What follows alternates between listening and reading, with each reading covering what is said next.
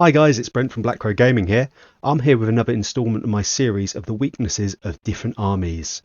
I'm joined this week by Liz. She's been a Black Crow member for a couple of months and has proved herself at tournaments and also as a great sportsman. So we've decided to invite her to start doing some videos with us here.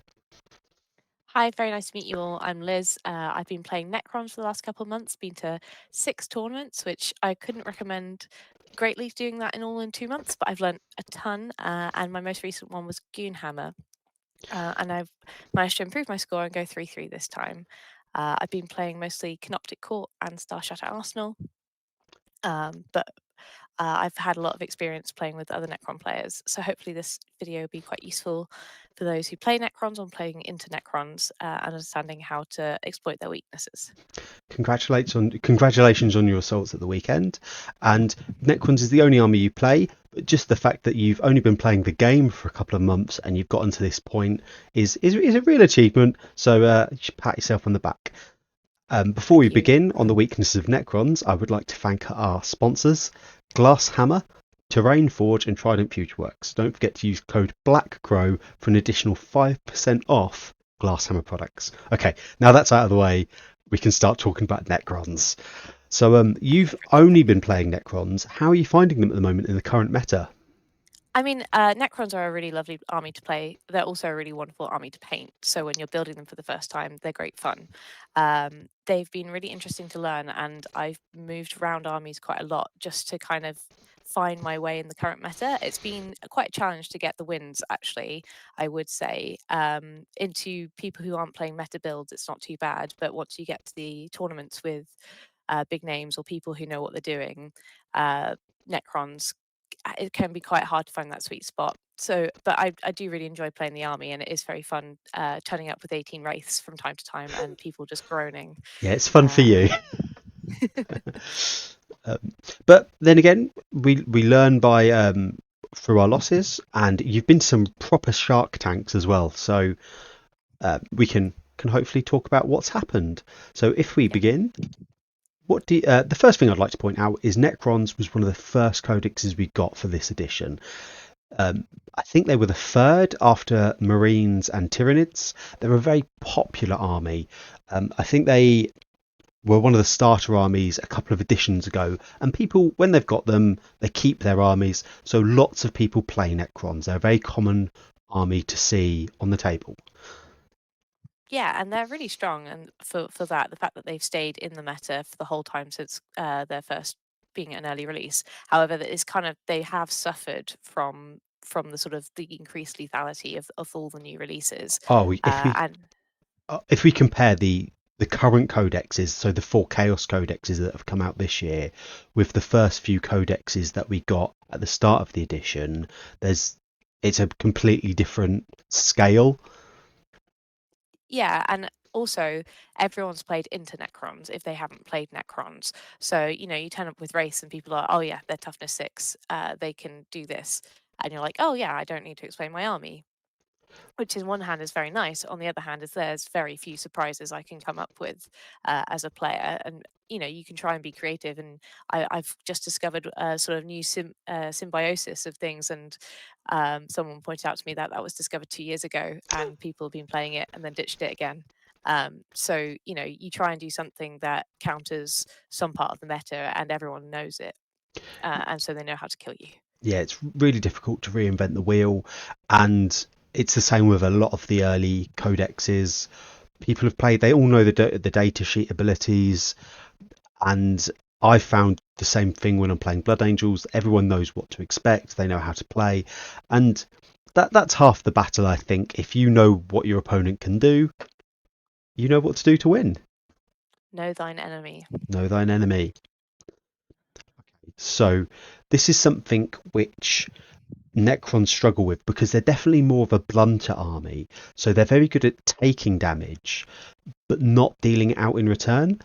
And with this, they really rely on vehicles to do damage. And because they rely on vehicles to do damage, that means a lot of players feel pigeonholed into a Star Shatter build.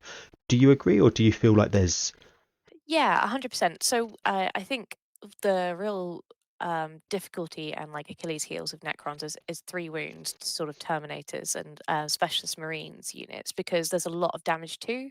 There's very little damage 3. You've got your Doomstalkers, which hit on 4s naturally, and then you've got your DDAs that do your nice damage 4. And to be honest, if you want to actually kill stuff like a knight, big vehicles, you need to take 3 large vehicles in order to have that damage output into stuff that maybe, a vindicator. If you've got 3 vindicators, you're absolutely murdering stuff on the table, which I found out against Archangels at the weekend.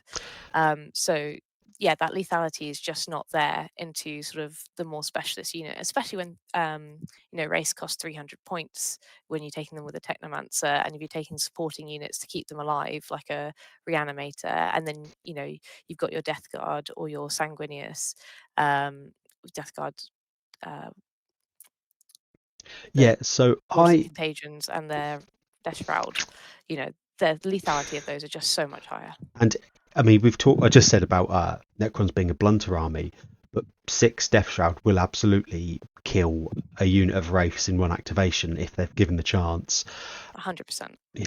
And another thing to note with like damage 2 and damage 4 is if you play into say things with -1 damage, then it really it's halving the damage on the damage 2, which is obviously a lot, but sometimes it's a really good breakpoint. So Deathwing Knights, for example, have 4 wounds, and if the most damage you can do is 3 wounds because they're -1 damage, then suddenly they're not only minusing 1 damage, they're halving the amount of attacks it takes to kill a single knight of Deathwing Knight. Yeah, and also you've got the bikes. A lot of them are 4 wounds.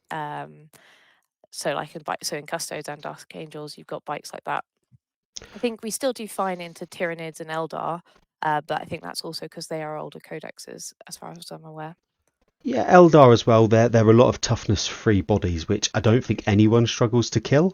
So they're if you're struggling to kill Eldar, I think Necrons have a much bigger problem. Okay, weak to the same attacking profile. Now, I do you mind if I lead on this?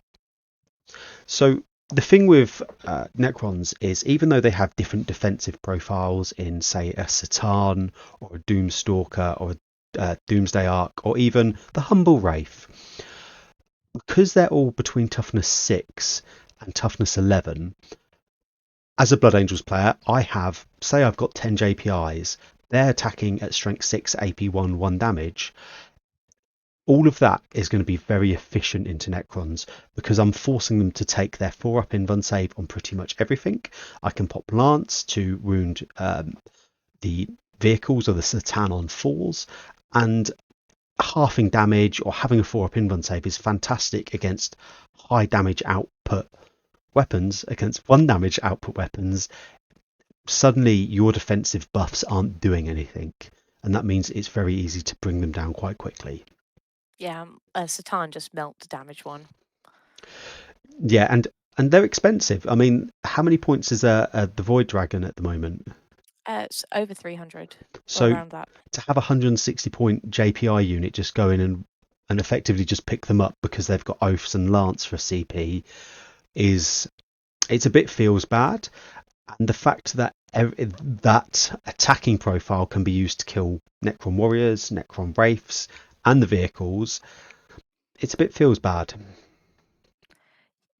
Yeah, definitely. I've definitely struggled into Blood Angels a lot for that reason specifically. There are other armies that have that attacking profile. There's quite a few. It's quite a common profile at the moment. If you look at, say, Death Guard, then their Terminators have a lot of that sort of mid AP, lots of attacks, mid strength.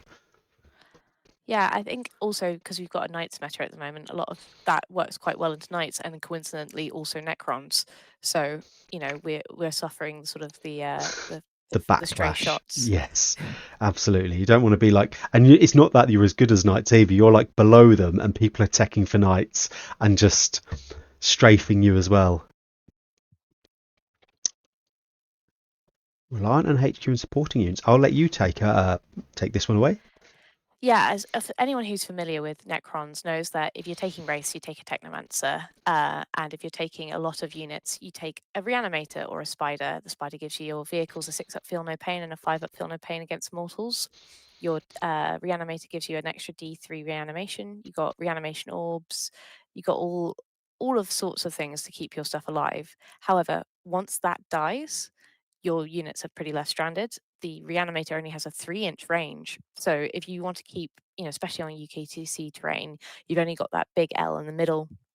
Very difficult to find cover across the rest of the board to keep those sorts of units safe.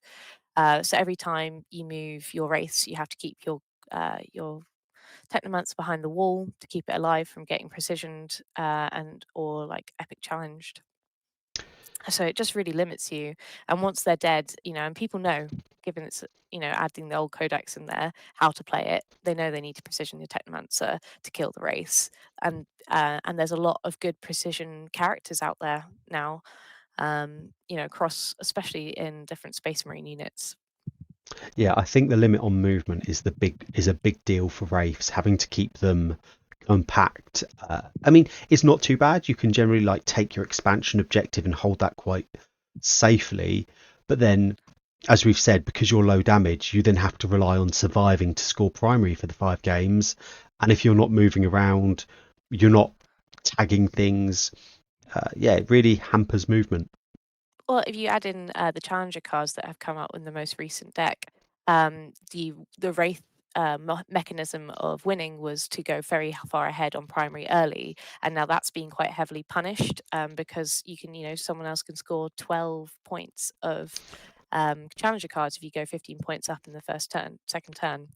And so it really punishes that specific way of playing the game. And then if you've got most of your army dead by the end of the battle, you can't catch up. Exactly. Vulnerable to fast armies. So, as we've just talked about, if they're trying to hold positions on the board as anchor units or as anvils or blunters, then armies that can get around you, especially if they've got characters and they know they need to precision your Technomancer, if you're hiding him behind a wall and they're fast enough to get behind you, then it doesn't matter. You just can't defend those characters. Yeah, 6-inch D Straight also does that the same thing. So, if you've got Thousand Suns with their bow goats, with their precision, can get behind you as well. You've got Grey Knights who can jump around the board and get into the right position to kill you precision, especially with some of the damage output they can do. There's a lot of tricks in stuff, or there's the flicker jump from the units in Eldar that can Yep. get behind a wall and take your Technomancer out. So, you just have to play very cautiously, which can be quite boring as well. You just sit on objective and try not to get hit. I can imagine. Um, Yeah.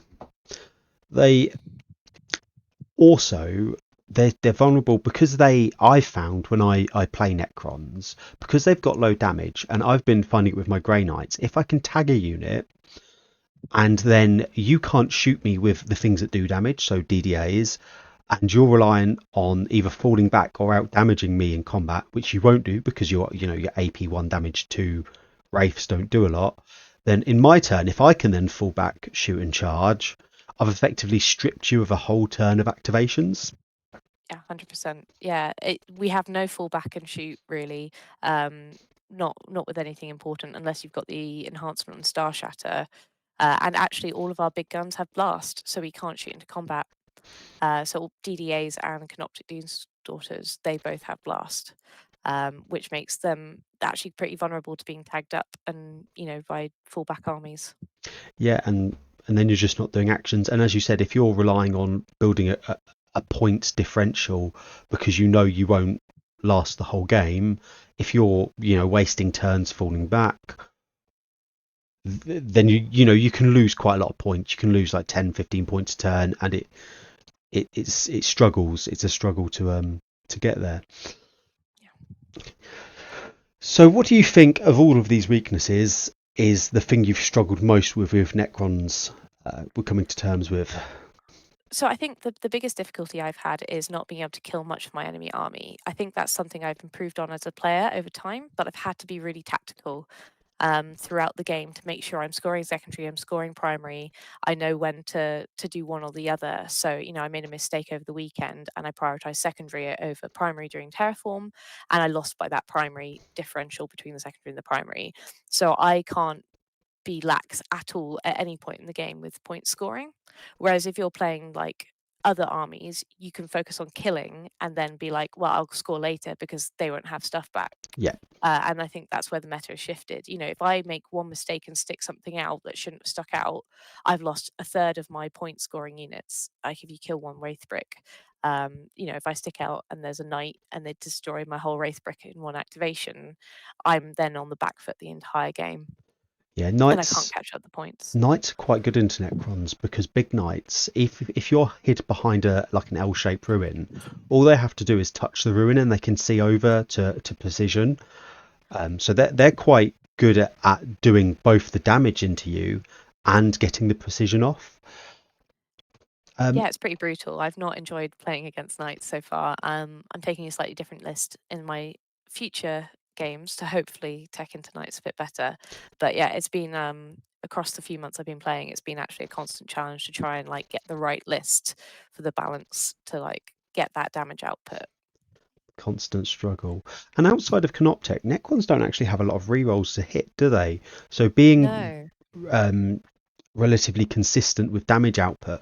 So even with the rerolls to hit, if you've then got a Canoptic Doomstalker and someone has stealth and you're then hitting on fives, you're not hitting that much with your Yeah, damage. especially with Death Guard and they're like -1 your strength or increase their toughness by 1 and they're now 7 instead of 6. That makes a huge difference. And then, you add in their armor of contempt that a lot of units can get. So your AP3 is now AP2. With cover, Or your AP1 is AP1, 0 now. yeah. There's a lot of AP1 with race. Yeah, it makes a big challenge. The only other things that get rerolls to hit are Locust Destroyers, which I've been using to good effect. Have rerolls to hit of their closest eligible on a objective marker, Mm. which does help, and they hit on 3s, so they've been used a lot to good effect, and you see them in competitive lists with some of the Canoptic Court lists. But otherwise, yeah, there's a lot of Doomsday arcs on lists at the moment, and basically most of the stuff that's winning or doing well in tournaments is Star Shatter. Yeah, and it's not great to have to use one detachment because of the meta, because like knights are so good, you need the DDAs to counter them. But then And yeah, I think we'll see a lot of the Silent King. We'll see a lot of Doomsday arcs, depending on this next slate and how Death Guard are and how Knights are. But looking at the new Knights Codex, I don't think we're going to be saying goodbye to Knights very soon. no, they've got a lot of special rules and good data sheets. So just those two, unless they get massive points hikes, that they should be able to still turn up onto the table and play a good game. But yeah, I love Necrons. I think they're a really fun army to play. They've got a lot of different units and they look really cool. So regardless of how we play, just turning up and looking awesome is also such a win. They do, and they've got a really nice range. Like the new Nightbringer model looks amazing. The fact that they were a starter army a couple of editions ago means they had a lot of units released. So they've got a relatively new army range in terms of models. Yeah, I think they're really pretty to look at on the table.